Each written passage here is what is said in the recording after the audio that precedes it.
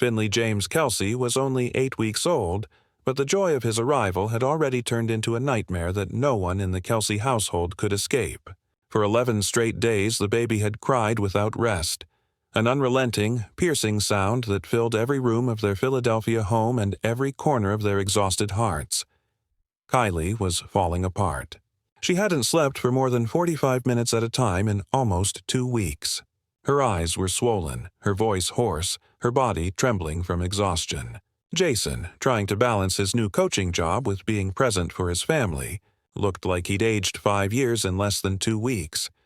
Their daughters, 6-year-old Wyatt and 4-year-old Elliot, were scared and confused. They didn't understand why their baby brother cried all the time, or why their mother sometimes cried with him. What they could feel, though, was the tension, the quiet panic that hung in the air like a storm that never ended. Every remedy had failed. Doctors, specialists, night nurses, every soothing technique Kylie could find on the internet. Nothing worked. Finnley's cries kept going, his tiny lungs stronger than anyone thought possible. By Sunday morning, at 5:47 a.m., Kylie was done. She was past exhaustion, past logic, past pride. She picked up her phone with shaking hands and called the one person she thought could help. Not because it made sense, but because she was desperate. "Travis," she whispered when he answered, her voice breaking. "Please, I need you to bring Taylor." Travis sat up in bed, confused. "Kylie, what? It's 6 in the morning. What's going on?" "I know it sounds insane," Kylie cried, "but I had this dream that Taylor was here holding Finnley and he was quiet." He stopped crying. "I can't explain it. I need her. Please, Travis. Please bring her." Taylor, half awake beside him, heard everything. She reached for the phone softly and said, "Kylie, we'll be there in 3 hours. I promise." And just like that, before sunrise, before breakfast, before either of them fully understood what they were walking into, Taylor Swift and Travis Kelce were on their way to Philadelphia, chasing a hope that didn't make sense but might just save a family. The sky was still gray when Travis and Taylor packed their bags and hit the road. The world outside was quiet. Too quiet compared to the storm they knew they were driving toward. Travis's truck hummed down the highway, the early morning mist rolling across the road like smoke, and Taylor sat in the passenger seat, scrolling frantically through her phone. She had already looked up colic in newborns a dozen times, but now she was reading every article, every forum, every desperate parent's post she could find. "It says here that babies with colic can cry for hours without stopping," she murmured, more to herself than to Travis. "Some people say it lasts weeks. Some say months. There's no real cure, just comfort. I don't know what I'm supposed to do that a pediatrician or 3 specialists couldn't." Travis glanced at her from behind the wheel. "Maybe you're not supposed to do anything different," he said quietly. "Maybe you're just supposed to be you." Taylor frowned. "That doesn't make sense, Trav. I'm not a mom. I don't have instincts for this. I write songs about heartbreak, not babies," he smiled softly. "Yeah, but you have a way with people. You make them feel seen, safe.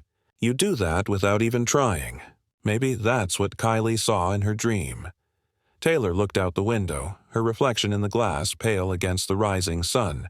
She didn't answer. The idea that she could somehow help, that her presence alone might soothe a screaming baby, felt impossible. Yet a small, quiet part of her wanted to believe it. For most of the 3-hour drive, they sat in silence. The only sounds were the hum of the engine and the faint whisper of Taylor's music playing from the speakers, songs she'd written long before she'd ever imagined this version of her life.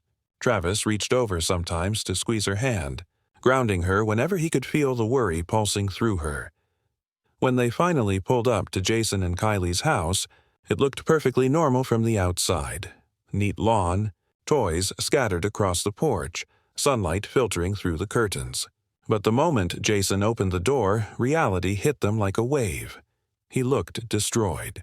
His eyes were red and glassy, his hair a mess, his t-shirt covered in spit-up stains. "Thank God you're here," he said, pulling Travis into a quick hug before turning to Taylor. "I'm so sorry to drag you into this. Kylie's upstairs. She hasn't slept. Finley's been screaming since 4. Taylor's stomach twisted. From upstairs came the sound they'd read about but couldn't imagine until now. It was sharp, endless, primal. A baby's cry that wasn't just loud, it was desperate. Travis gave her a small nod. "We've got this," he whispered. But even he didn't sound sure. And as Taylor followed him up the stairs toward that tiny, suffering sound, she had no idea that the next few hours would change her, and everyone in that house, forever. The nursery was dim, the soft morning light filtering through pale curtains patterned with tiny stars. The air felt heavy, thick with the weight of exhaustion, desperation, and something close to despair. Kylie was pacing back and forth, her arms wrapped around a red-faced, screaming Finnley. Her hair was pulled into a messy bun, her pajamas stained and wrinkled. Her shoulders shook as she tried to bounce him, whispering broken lullabies through her tears. When Taylor stepped into the room, Kylie turned, eyes wild and wet. "I don't know what to do anymore," she said, her voice cracking. "He won't stop. I've tried everything. Feeding, rocking, singing, white noise, car rides, baths, everything. I can't help him, and I'm his mother. I'm supposed to know what he needs. But I don't." Taylor's heart twisted. She'd seen heartbreak before, in herself, in others. But this was different. This was the kind of heartbreak that comes from helpless love. She stepped closer, her voice low and steady. "You're not failing him, Kylie. You're exhausted. There's a difference. Let me try, just for a few minutes. You need to rest." Kylie hesitated, clutching Finnley tighter. "I haven't showered in 3 days. I probably smell like spit-up and coffee and regret." Taylor managed a small smile. "I don't care about any of that. I just care that you're human and you need a break. Please, let me help." For a moment, Kylie seemed torn between hope and fear. Then, with trembling hands, she slowly passed the screaming baby into Taylor's arms. The instant Taylor felt his tiny body against her chest, panic shot through her. Finnley was so small, so fragile, his face scrunched in distress, his fists clenched, his whole body stiff with pain and exhaustion. The sound of his cries was deafening up close, sharp, shrill, cutting straight into her heart. Her first instinct was to hand him right back, to admit she had no idea what she was doing. But then, something shifted. Maybe it was the warmth of his body against hers. Maybe it was the way his cries changed pitch ever so slightly as she adjusted her hold. Or maybe it was something deeper, something she didn't know lived inside her until that moment. Without thinking, she repositioned him. His tiny head nestled in the crook of her arm, his body angled diagonally across her chest, her right hand supporting his back and bottom. She began to sway gently, not the deliberate motion she'd seen parents do, but something more instinctive, a rhythm her body seemed to remember even though her mind didn't. Then, softly, almost without realizing, Taylor began to hum.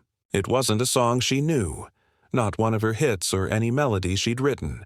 It was something entirely new, simple and wordless, rising and falling with the same rhythm as her swaying. The room began to change. The frantic energy seemed to melt away, replaced by something quieter, softer. Finnley's screams grew weaker, the pauses between his cries longer. His little body began to relax against her chest. Jason, who had just appeared in the doorway, froze. Travis stood beside him, eyes wide. Kylie sank into the rocking chair, covering her mouth as tears streamed down her face. 5 minutes passed. Finnley's cries faded to whimpers. 10 minutes. The whimpers became sighs. 15. Silence. Complete, perfect silence. Taylor stood there, still swaying, still humming, afraid that if she even breathed too loudly, the spell would break. Finnley's tiny hand was resting against her collarbone, his face peaceful, his breaths slow and steady. Kylie whispered, "How did you do that?" Taylor shook her head, voice barely above a breath. "I don't know. I just did what felt right." And for the first time in nearly 2 weeks, the Kelce home was quiet.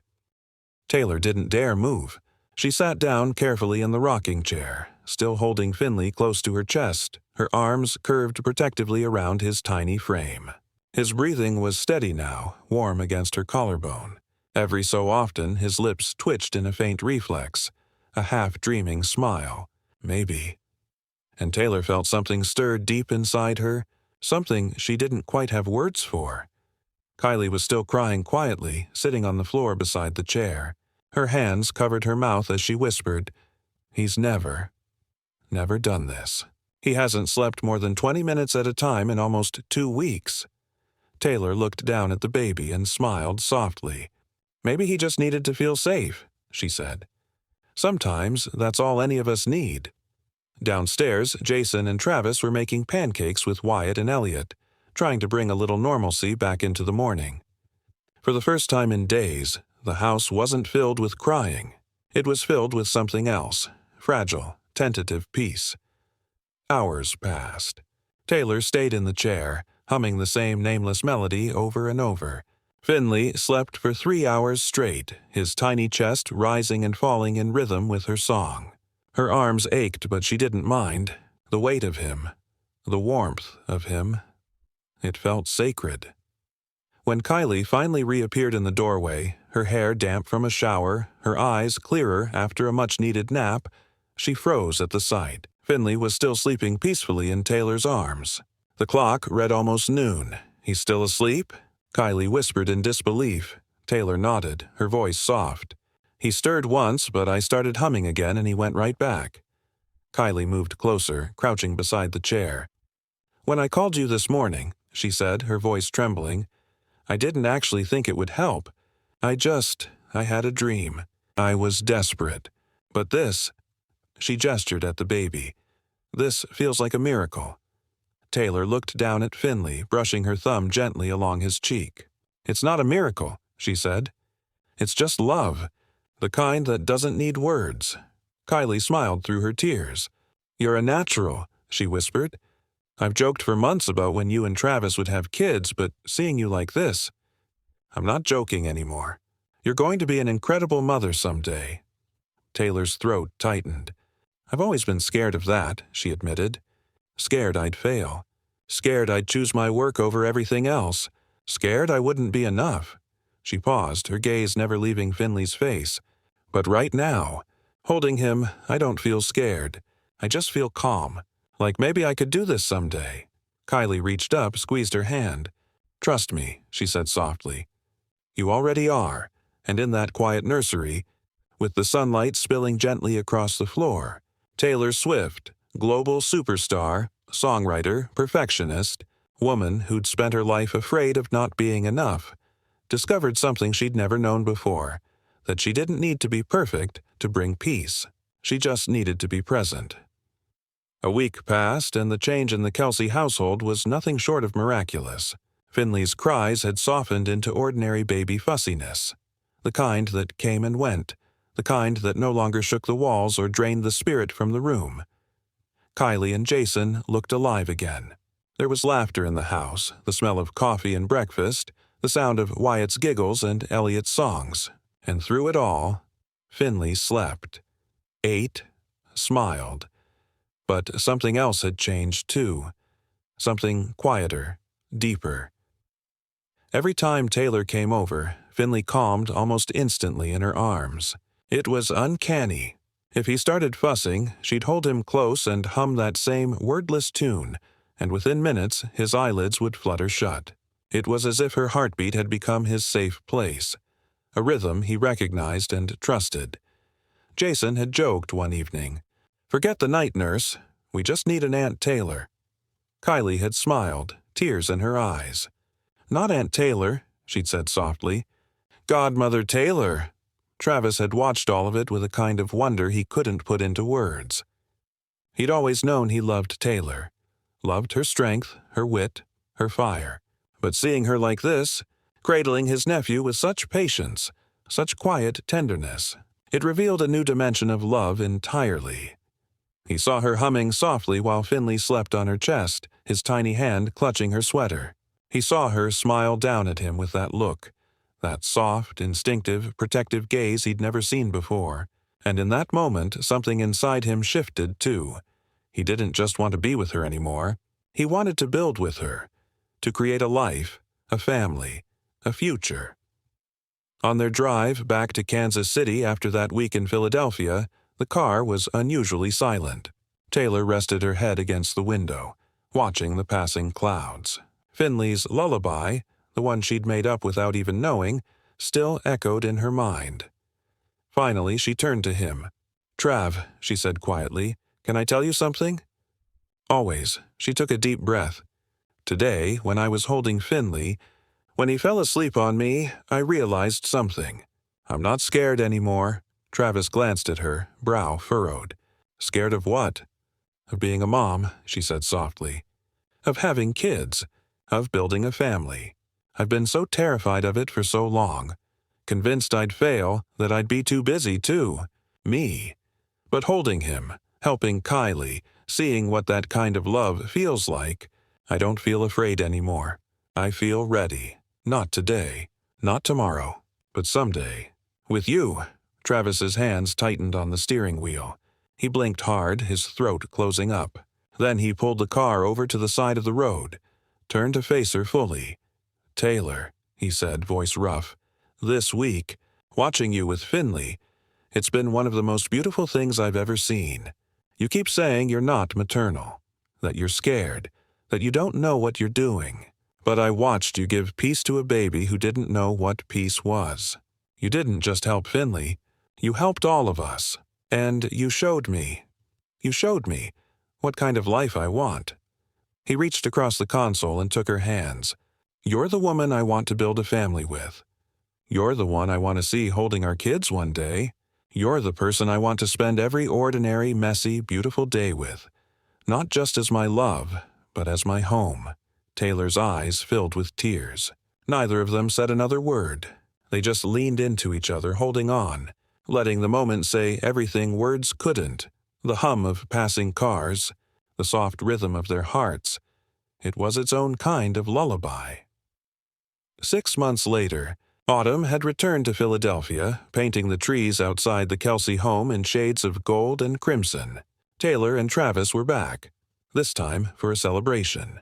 Their engagement had just been announced, and the Kelce family had thrown a small party in their backyard, filled with laughter, champagne, and the easy warmth of people who had lived through storms together.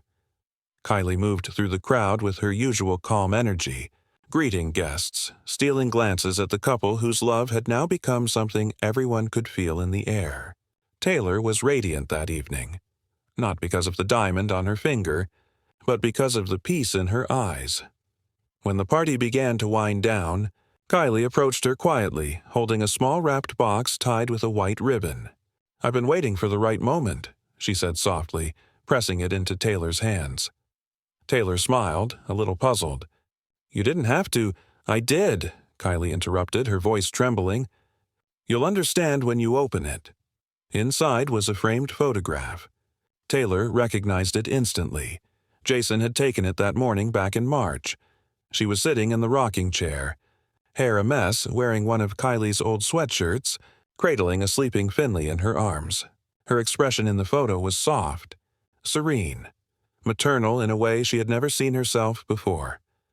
On the back, written in Kylie's handwriting, were the words, "To the woman who saved my sanity and showed my son what peace feels like. Thank you for being the person you didn't think you could be. Love, Kylie." Beneath it was a postscript. "P.S. Finnley's middle name is James, but if he ever needs a godmother, there's only one person we'd trust with that job." Taylor didn't even try to stop the tears. She looked up at Kylie, who was already crying too. They hugged, a long, wordless embrace between two women who had found strength through each other. Across the yard, Travis watched them with a smile, his heart swelling. In that moment, he didn't see the pop star or the football player. He saw the woman who had soothed his nephew when no one else could, the woman who had faced her deepest fear and turned it into love. Later that night, as the party lights flickered softly and the stars blinked awake in the sky, Taylor rested her head on Travis's shoulder and whispered, "It's crazy, isn't it? How one tiny baby can change everything." Travis kissed the top of her head. "Not crazy," he said, "just real." They stood there for a while, wrapped in quiet contentment, surrounded by family and warmth and the soft laughter of the people they loved, and though neither of them said it out loud, they both knew that Sunday morning in March had changed more than just one sleepless family. It had opened a door to a future they were both finally ready to walk through. Because sometimes love doesn't announce itself in grand gestures or perfect plans. Sometimes it arrives as a crying baby in need of comfort. And the moment you find yourself holding it, you realize it's not the baby who needed saving. It was you.